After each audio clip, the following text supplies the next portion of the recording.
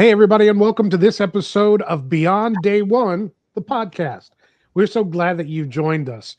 We're talking today about the unwritten rules that we wish somebody had told us before we made the mistake. And I'm sure that some of you guys can actually relate to that. But before we even start down that point, I'm bringing others in to tell their stories as well. Joining me today are Lynn, Philip, and Ryan, and we may even sneak our intern into the mix, our Gen Z intern, Ryan, John, into the mix, and let him share a couple of things that he wished somebody had told him before he started his job. So we'll see if we have enough time to do that. But I just want to start off by saying that workplace etiquette is an important thing to understand for Hmm. everybody. Let me explain what the word etiquette means. In its general sense, it means etiquette is the set of customary rules, behaviors, and practices that govern polite, respectful, and socially acceptable conduct in a particular society, group, or setting. In simpler terms, it's the code of good manners. It's the way people are expected to act in order to show respect, consideration, and professionalism towards others. And then I even have a workplace oriented definition of etiquette, which is the accepted code of respectful and professional behavior that guides how individuals interact in a social and workplace setting, helping to build trust, foster positive relationships, and to create a culture of respect. And when we're Hmm. talking about the workplace, our etiquette, how we govern and handle ourselves, how we carry ourselves, how we respond in situations and circumstances is an important piece of the puzzle. And when we get some of the etiquette right, it's amazing that it leads to trust. It leads to people feeling safe in the work environment. It leads to you being looked at as considerate and so many other positive things. But yet, when we are in the workplace, the reality is we often come to day one. We have an orientation where we're taught how to log into this, how to log into that, how to access this room, where our desk is, and eventually we're just left there and told, "Make it work, champ." And that is probably kind of the worst situation that we put people in.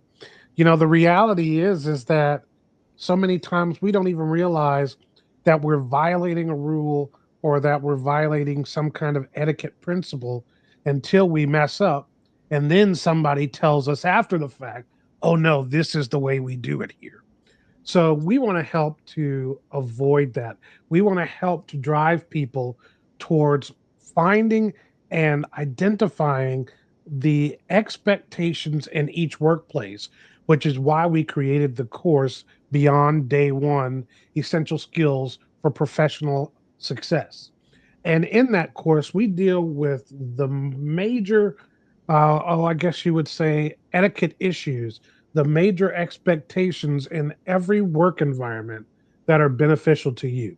But what I want to talk about today, and what I want to ask Phil, Lynn, and Ryan, and even John about, is what are some of the things you wish somebody had warned you about, had told you about before you made the mistake or error of missing it in the workplace? I don't know. I'll throw this one out to you, Philip, first. What was one of your things?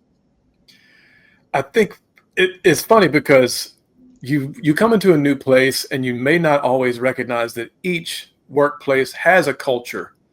The culture might be different from company to company, but there is always some general kind of a zeitgeist that comes along with working somewhere. And but there are also some things that are universal that apply no matter where you would work. And I think one of those things is please and thank you when you're interacting with different people on your job, because I'm pretty sure for the most part, most of us will do that. We're going to have people that we need things from, people we send emails to, whatever the case is. A good please and a good thank you are always welcome as a thing to put into practice. But then in terms of something that I probably made a mistake on early in my professional career is when company events would happen or any type of thing like that, where you're invited to come to a company event, especially if it's being put on directly by the manager, the C-suite, or whoever else it is. Even though it's an invitation, it's kind of not just an invitation. You really Right. need to go.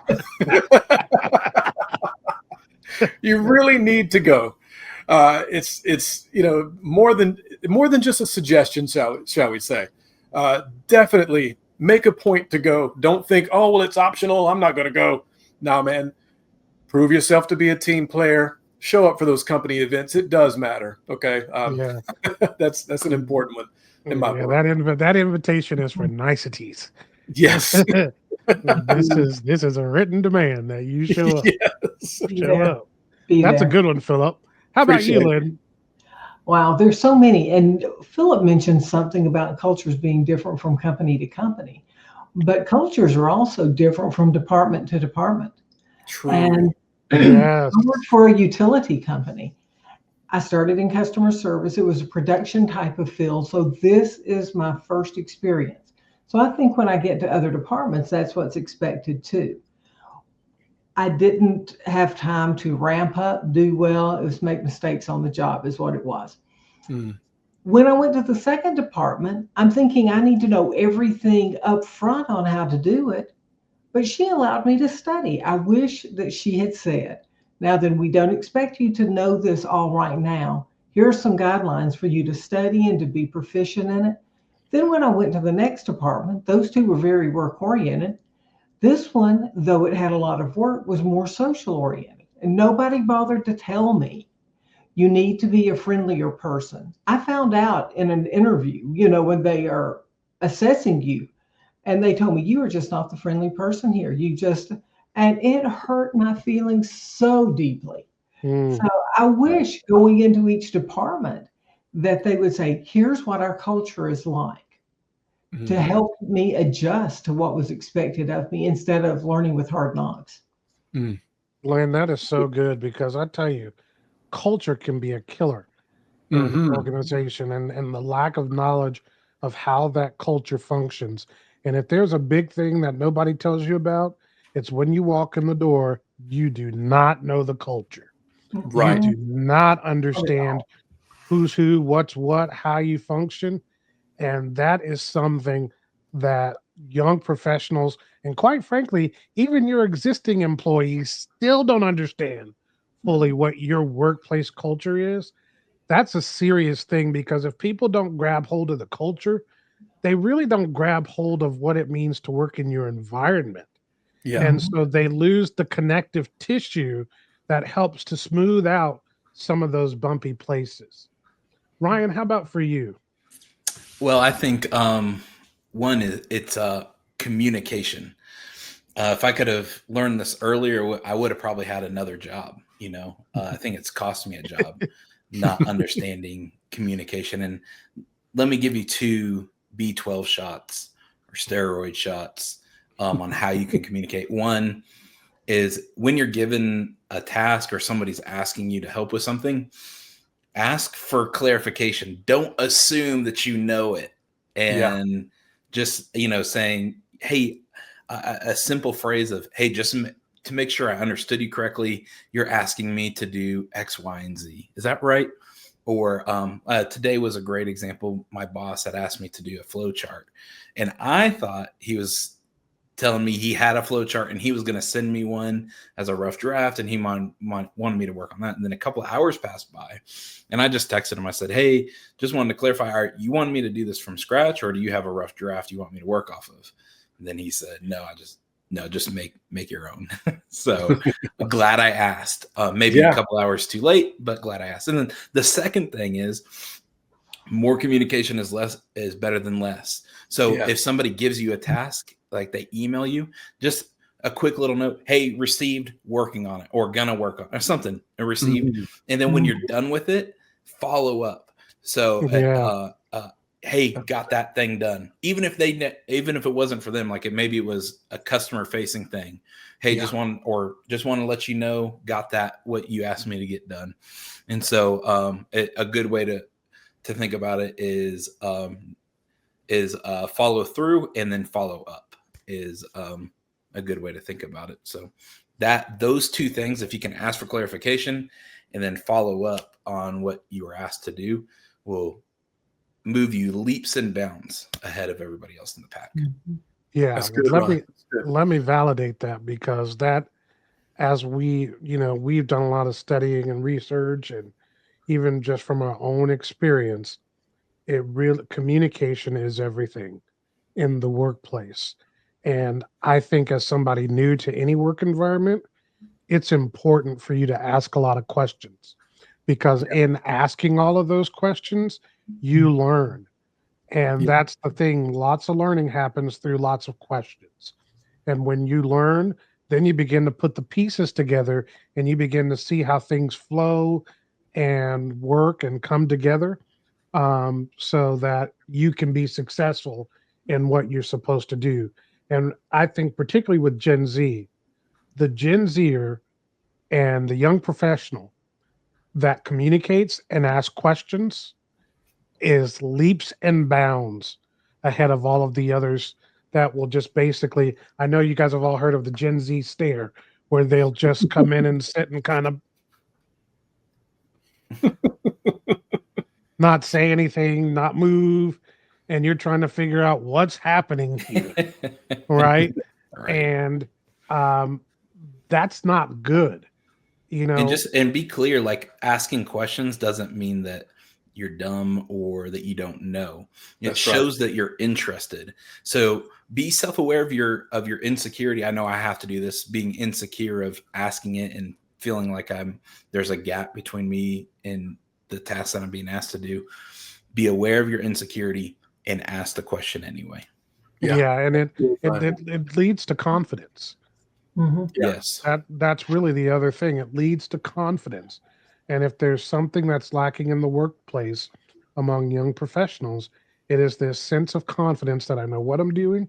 I feel comfortable in not only who I am, but in what I'm doing here. And now I can focus on being successful at that, instead of some of the other things that the ones who lack confidence and don't ask questions do.